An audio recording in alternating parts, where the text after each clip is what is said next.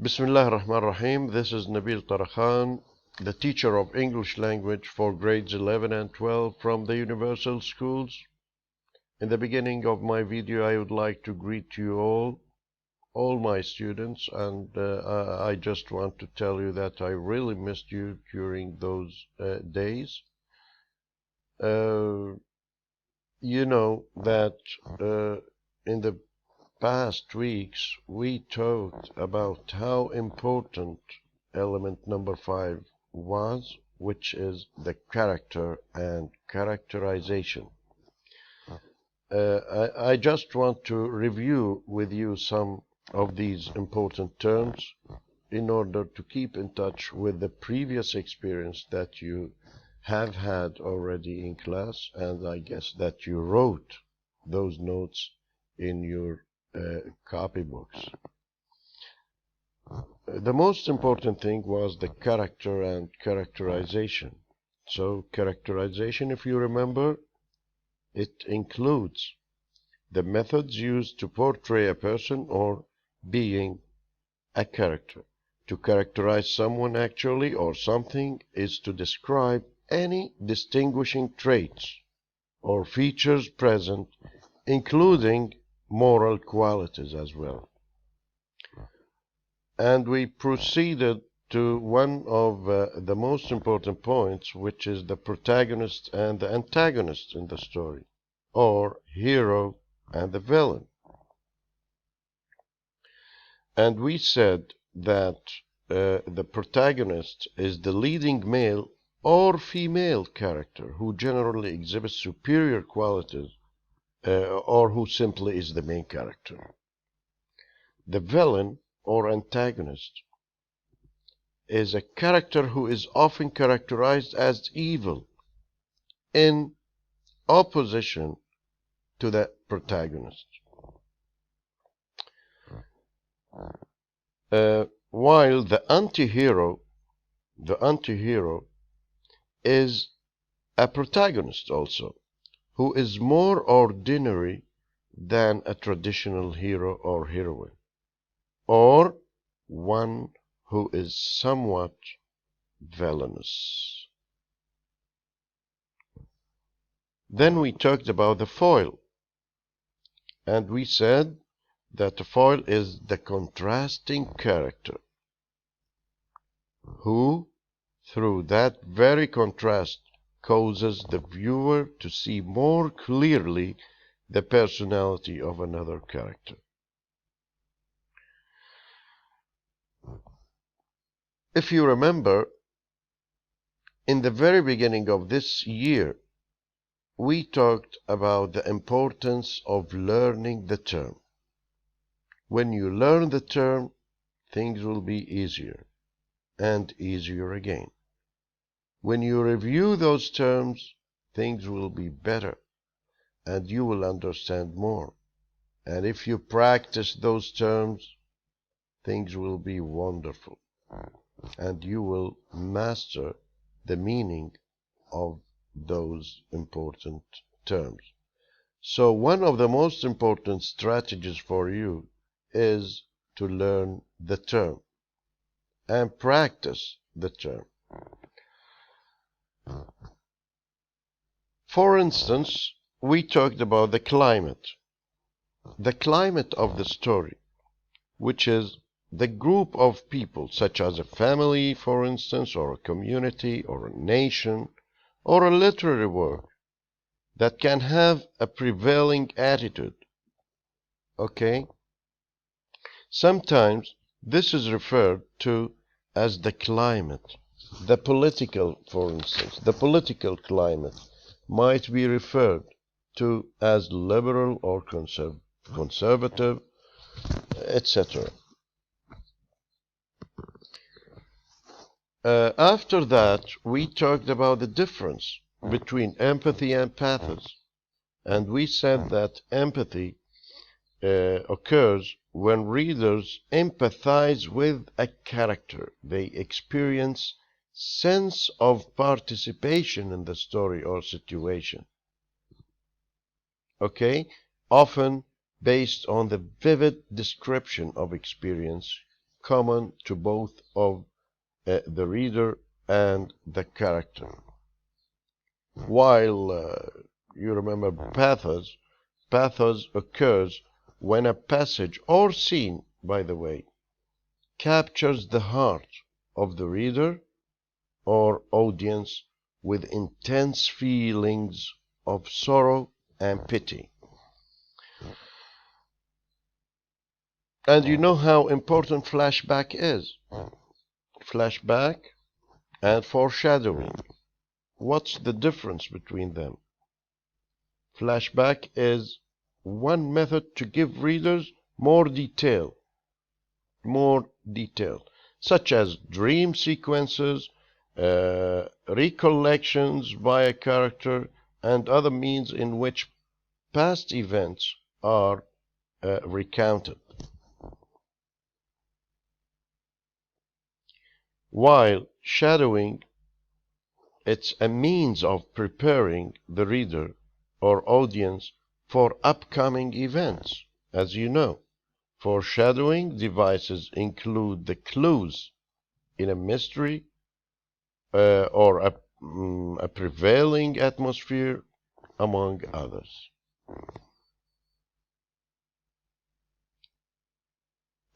Also, we talked about the superhero or superheroine, of course. The superhero or superheroine is a larger-than-life, usually supernatural hero or heroine, as we can see in Batman stories. What else you may know better than me, those important characters, Batman, Spider-Man, etc.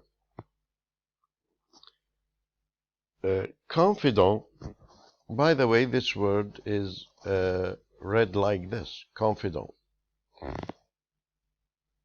It seems a French word, yeah. Confidant or confidante. Confidant is for male, confidante for female. A confidant is generally a friend who draws out the person into talking about private matters. Private matters. Okay? Of course, since we are talking about character, we are talking about distinctive traits like attitudes, emotions, response mechanism, intrinsic values, and we talked about all those important terms in general. Please review your notebook and you're gonna find them over there.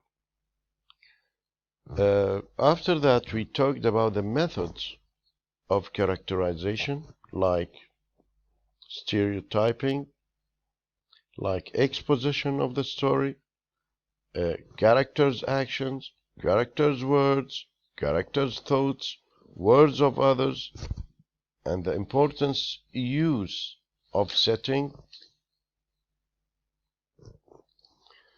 the humors, and all these important elements. And we proceeded to talk about the character roles.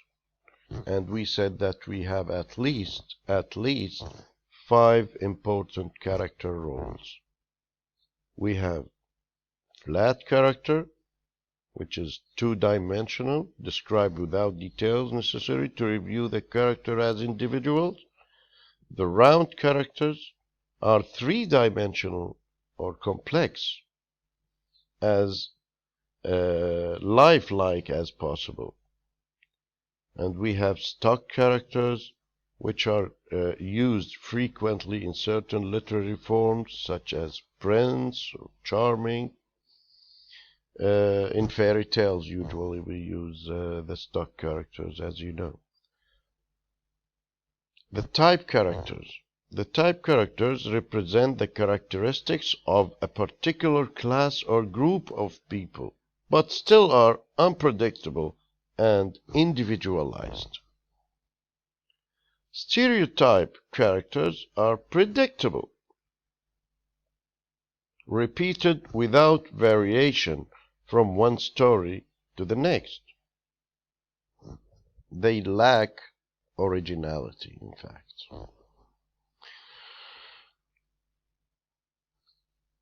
Then we talked about the dramatic characters and conventions. These characters and conventions are defined by how they reveal their thoughts. For instance, confidant is generally a friend who draws out the person into talking about private matters. The second one is a foil. A foil is a contrasting character, as we have just said, who thought that very contrast causes the viewer to see more clearly the personality of another character. The personality of another character. An aside is a situation in which a character directly addresses the audience. Aside, again, is a situation in which a character directly addresses the audience. Addresses the audience. A soliloquy is a situation in which a character, alone on the stage, delivers a speech that reveals his or her thoughts.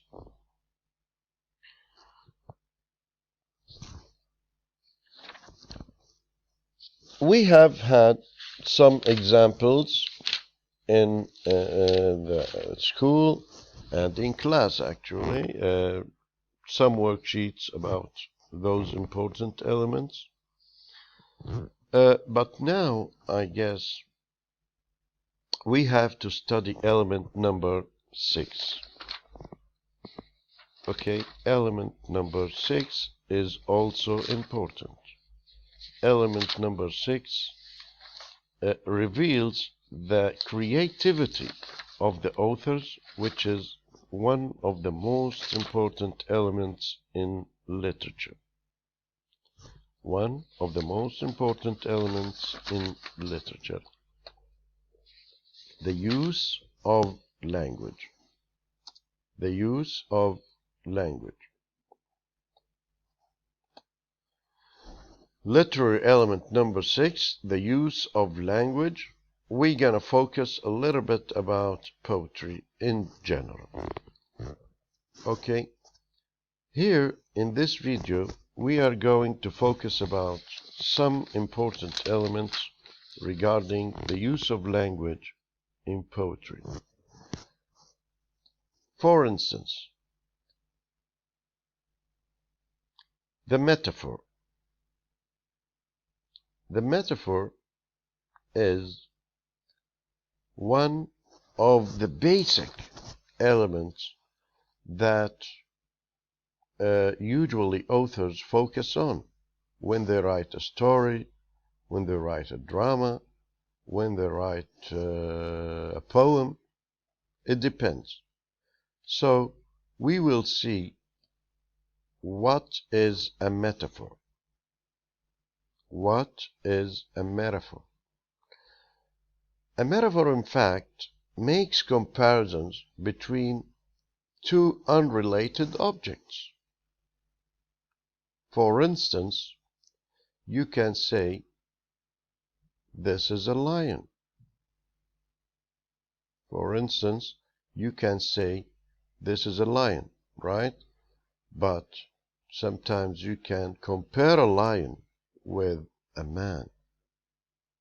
When you tell somebody and say, he is a lion, he is a lion, you are giving all the qualities of a lion to that man.